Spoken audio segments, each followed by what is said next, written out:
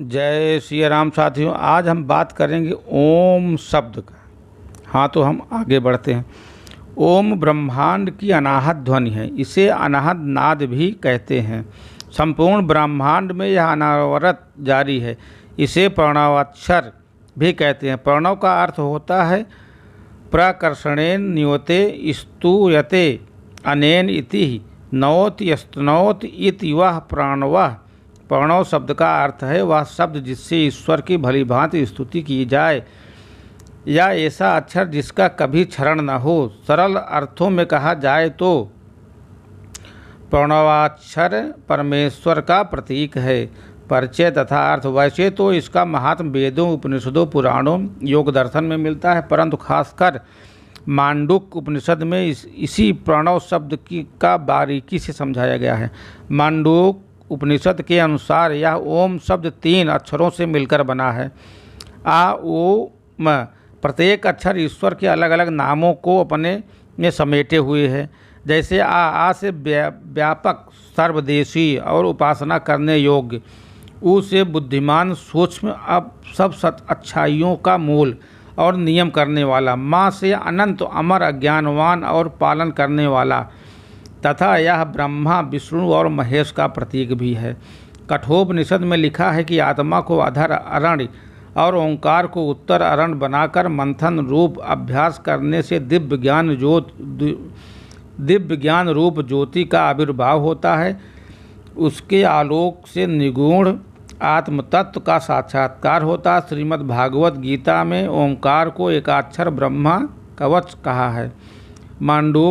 मांडूकोपनिषद में भूत, भवन या वर्तमान और भविष्य त्रिकाल ओंकारात्मक ही कहा गया है। इसे अनाहत नाद भी कहा गया है। यह एक ऐसी ध्वनि होती है जो उत्पन्न नहीं की जाती, स्वतः गूंजती रहती है। इसे स्थूल कानों से नहीं सुना जा सकता। ये ध्वनि ब्रह्मांड में हर समय हर जगह गूंजती रहती है। तपस्वी और योगी जन जब ध्यान की गहरी अवस्था में उतरने लगते हैं तो यह नाद हमारे भीतर तथा बाहर कंपित होती स्पष्ट प्रतीत होने लगती है। साधारण मनुष्य उस ध्वनि को सुन नहीं सकता, लेकिन जो भी ओम का उच्चारण करता रहता है उसके आसपास सकारात्मक ऊर्जा का विकास होने लगता है। और फिर भी उस ध्वनि को सुनने के लिए तो पूर्णतः मौन और ध्यान में होना जरूरी है। हाल में हुए प्रयोगों को निष्कर्ष के आधार पर सूर्य से आने वाली रश्मियों में आ उ म की ध्वनि होती है। इसकी पुष्टि भी हो चुकी है। ओम को केवल सनातनियों के ईश्वर का प्रतीक मानना उचित नहीं है।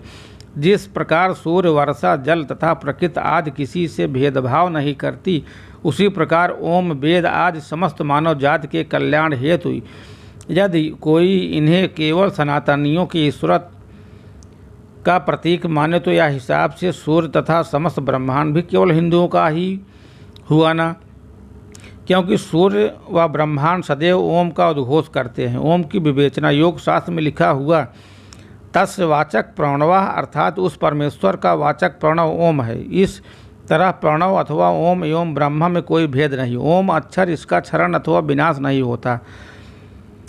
तो छांदोग्य उपनिषद में ऋषियों ने कहा है ओम इत्येत अक्षरः, अर्थात ओम अविनाशी, अव्यय एवं क्षरण रहित है। ओम धर्म, अर्थ, काम, मोक्ष इन चारों पुरुषार्थ का प्रदायक है। मात्र ओम का जप कर साधकों ने अपने उद्देश्य की प्राप्ति कर ली। ब्राह्मण ग्रंथ में उल्लेख है कि जो कुश के आसन पर पूर्व की ओर मुख कर 1000 बार ओम रूपी मंत्र का जाप करता है उसके सब कार्य सिद्ध हो जाते हैं। सिद्ध्यंत यस्य अर्थः सर्वकर्माणि च। श्रीमद्भागवत में ओम के महत्व को कई बार रेखांकित किया गया। श्री गीता के 8वें अध्याय में उल्लेख मिलता है जो ओम अक्षर रूपी ब्रह्मा का उच्चारण करता हुआ शरीर त्याग करता है वह परम गति प्राप्त करता है। ओम अर्थात ओम 3 अक्षरों से बना जो सर्वविदित है। आ उ म। आ का अर्थ है आविर्भाव या उत्पन्न होना। ऊ का तात्पर्य उठना, उड़ना अर्थात विकास। माँ का मतलब है मौन हो जाना अर्थात ब्रह्मलीन में हो जाना। ओम संपूर्ण ब्रह्मांड की उत्पत्ति और पूरी सृष्टि का घोतक है। ओम में प्रयुक्त आ तो सृष्टि के जन्म की ओर इंगित करता है। वही ऊ उड़ने का अर्थ देता है जिसका मतलब है ऊर्जा संपन्न होना। किसी ऊर्जावान मंदिर, तीर्थस्थल, पर जाने वहाँ की अगाध ऊर्जा ग्रहण करने के बाद व्यक्ति स्वप्न में भी स्वयं को आकाश में उड़ता हुआ देखता है। मौन का महत्व ज्ञानियों ने बताया ही है। गीता जी में परमेश्वर श्री कृष्ण ने मौन के महत्व को प्रतिपादित करते हुए स्वयं को मौन का ही पर्याप्त बताया। मौनम चवास्मिन् गुहाना। ध्यान बिंदु उपनिषद के अनुसार ओम मंत्र की विशेषता यह है कि पवित्र अपवित्र सभी स्थितियों में जो इसका जप करता है उसे लक्ष्य की प्राप्ति अवश्य होती है। जिस तरह कमल पत्र पर जल नहीं ठहरता, ठीक उसी प्रकार जपकर्ता का कोई कलुष नहीं लगता। सनातन धर्म ही नहीं, भारत के अन्य धर्म दर्शनों में भी ओम को महत्व प्राप्त है। बौद्ध दर्शन में मणिपद्मोहम का प्रयोग जप एवं उपासना के लिए प्रचुरता से होता है। जय श्री राम। वीडियो अच्छी लगी हो तो चैनल को सब्सक्राइब जरूर करें।